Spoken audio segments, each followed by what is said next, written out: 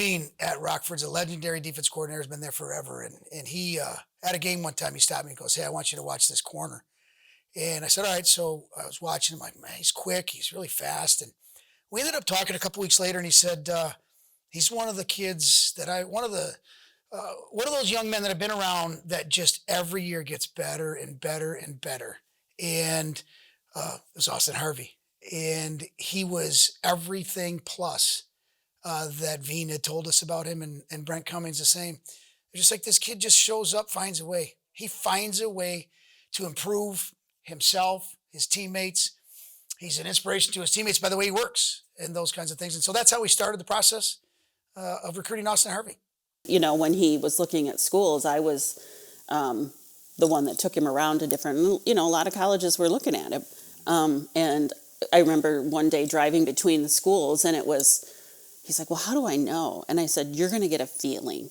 I kind of knew right away that Hope would be a spot that I'd fit in, even though it's, just about 1,000 more students, more than my high school.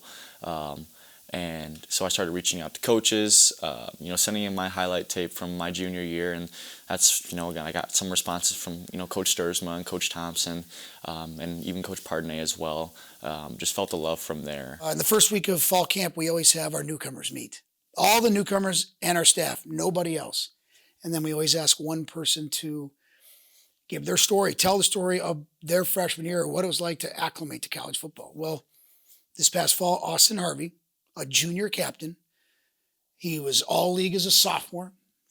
Junior year, going into it, of course, he was all league again, but going into it, he told these young men as freshmen coming in, like, hey, it's going to be different. It's going to be changed. It's going to be okay. You'll get through it. Something clicked right, like literally 5 minutes before the presentation, and they were filing in, and I said, "You know what? Let's just do it. Let's just say my story, and just whatever comes out of it comes out of it." And so I think it was a really good experience for me to share my story, and it's gotten me comfortable. That was a really comfortable moment after I got that off my chest. Because that's the whole class. That's the whole freshman class. They all know my story now. There's people in my class who don't even know my story just because I haven't had the opportunity to sit down and talk to them about that. And so being able to, just get it out, but also be proud of it as well as, just been, comforting for me, I guess you'd say. Well, I always thought I had a good relationship with Greg, Austin's dad. But as it turned out, I almost think Greg wanted to be a dad so badly and do it so well that in an effort to do that, he tried to do everything with those 3 boys and himself. Right when my first memories were had, my family moved to the Philippines. So about age 4 is when I moved, and that's kind of when my first set of memories of my whole family started to come into fruition. Dad really wanted us to have an American education, and also there was a lot of, the tsunamis were happening in Japan, and the Philippines was kind of getting a lot of the, the backwash, you could say, from that, from all those tsunamis. And so there was floods and just a heavy amount of rain, and the weather was just terrible, and so he wanted to get us out of that situation. So he moved us back to Rochester, Michigan. I think that was 2011, 2012, and this is kind of the part of my life where it, I wouldn't say it started going downhill, but that's when the adversity started to really hit. So while living in Rochester, that is when my dad contracted cancer. He didn't tell us that he had cancer, but he just said, "Hey, we were moving again." And for me, being so young, I was only experiencing moving every couple of years, so I just thought it was one of these routine moves. Little did I know he was, we were moving to Madison, Wisconsin for him to get better treatment on, his cancer treatment.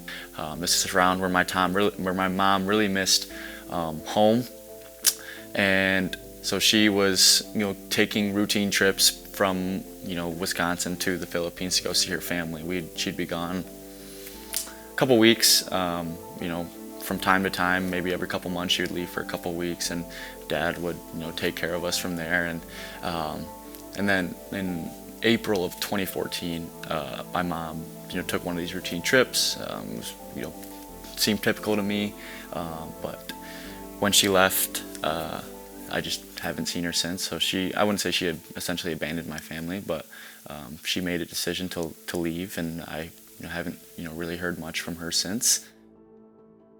We knew Greg had cancer, but we didn't know it was pancreatic cancer. He told it was a stomach tumor, and he was fighting it. And it was getting better. And it was getting better. That's what we knew from emails and calls and texts. So we were in shock. So it spiraled really quickly after that, to the point where one of my brothers has married to an RN, and she got involved in it. And then it came out that they're not letting him out because he needs to go into hospice. So we get home. I just live right down the street. I essentially run up the stairs, and I see him. See, there's medical people trying to help him. I knew that it was going to be the last conversation I have with him.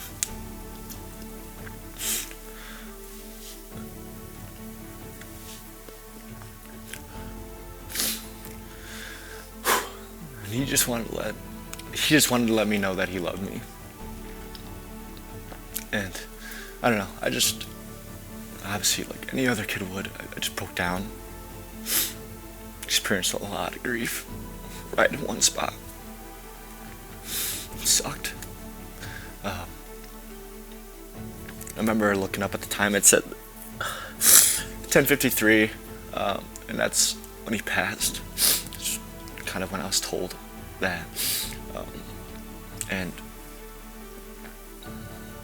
just really, really hard time in my life. Next thing you know, we were driving to Madison, Wisconsin, and when we left there, the end of the weekend, the boys were with us, and Greg had passed away. Jeff in his true form just kind of stepped up and said, we're going to do the right thing. And it was crystal clear. Okay, this is what we need to do, and then we'll get over whatever obstacles come up. And there proved to be a number of challenges, and it's not as easy as you might think. Right. A lot of legalities that have to go into it, moving them schools.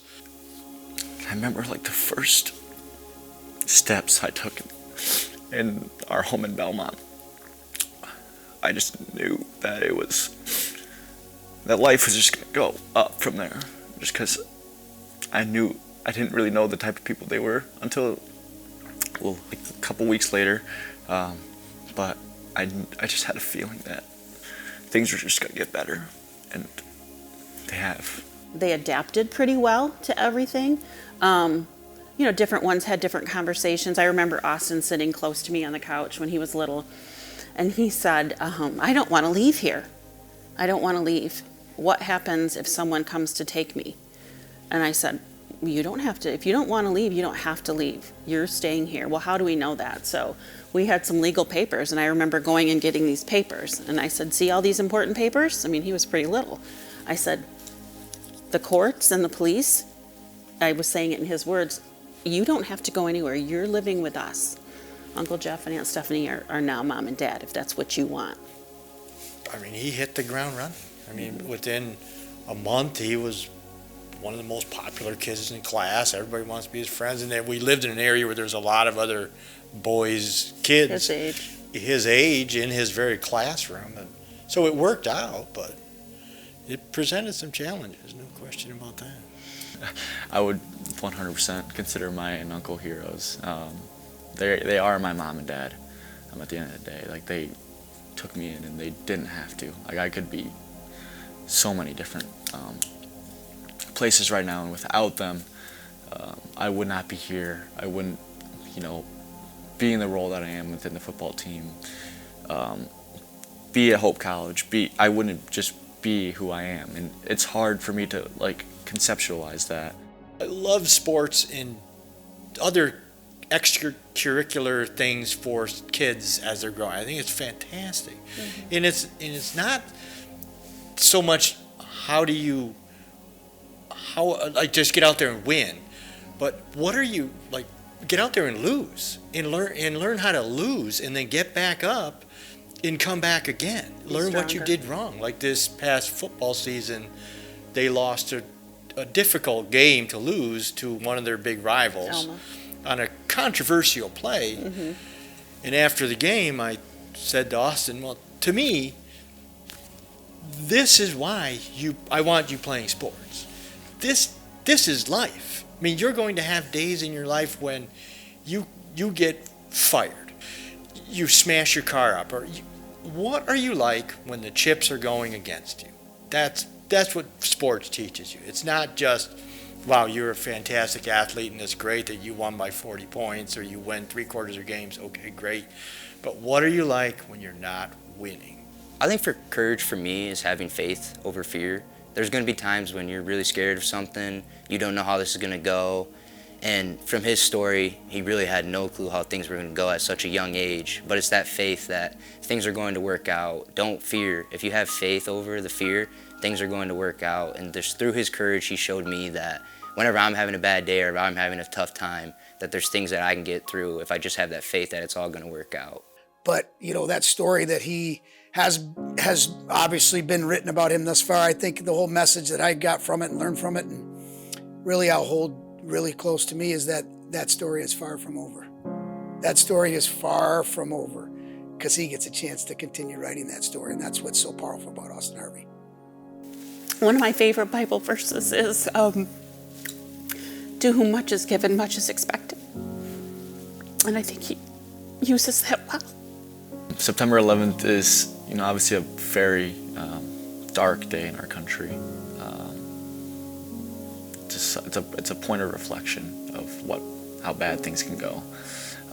And for me, it's a little bit deeper, just because my dad passed away on September 11th in 2015, and so it's almost comforting, just because everyone else is reflecting, and so I don't feel like I'm alone, even though we might be focusing on two different things.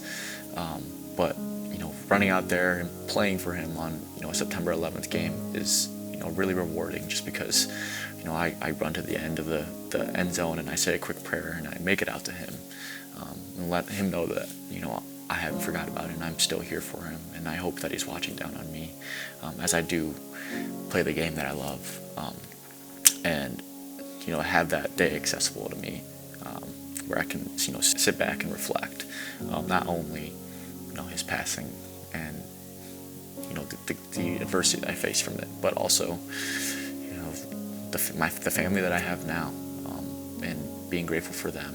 And that from when he passed away, so September 11th is the day he passed away, but it's also essentially my gotcha day with my aunt and uncle, and so we celebrate that day as well with them.